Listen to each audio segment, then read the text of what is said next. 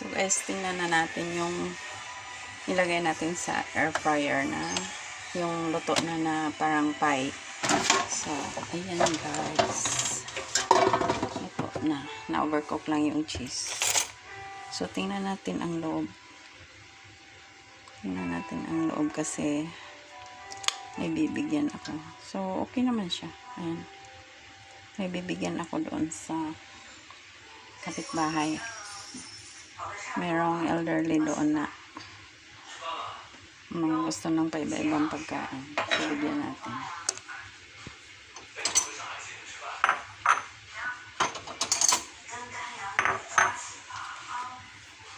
So, siguro ito lang yung ibigay ko sa kanya.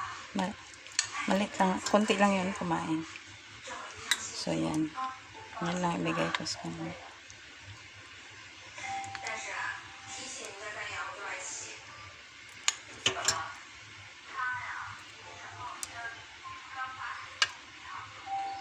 Konti lang naman kumain yun.